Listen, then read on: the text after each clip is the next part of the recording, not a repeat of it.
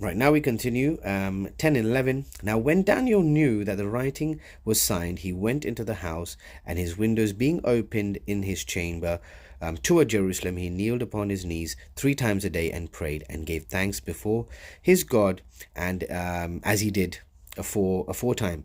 Then these men assembled and found Daniel praying and making supplication before this God. So Daniel continued doing what he was doing. He was like, you know what?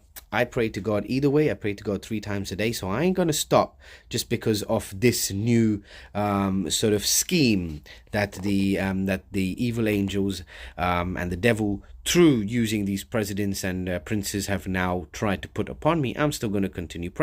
Now, the princes and the presidents knew that Daniel is not going to keep to this, because they knew that Daniel loves his God a lot. And too right, he should love his God, and he should give his God more reverence and more fidelity than the king. So they knew that Daniel was going to pray. So they then assembled themselves to go and see if Daniel is going to keep to the decree, or is he going to pray to his God.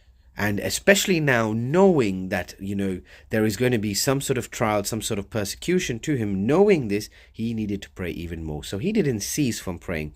Ellen White writes in Patriarchs and Prophets, just a section from 540, paragraph 4. She writes, why should he cease to pray now when he most needed to pray? Rather would he relinquish its life itself than his hope of the help in God. With calmness he performed his duties as the chief of princes, and at the hour of prayer he went into his chamber, and with his windows open toward Jerusalem, in accordance with his usual custom, he offered his petition to the God of heaven. He did not try to conceal his act.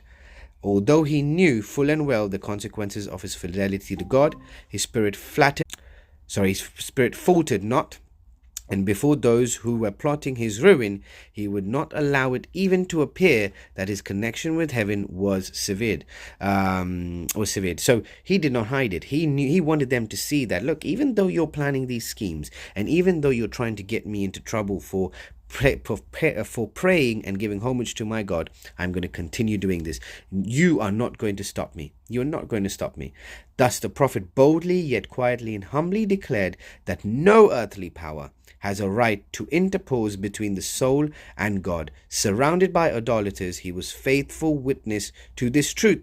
His dauntless adherence to right was a bright light in the moral darkness of the heathen court. Daniel did not stop. He continued to pray and to do what is right in the eyes of God.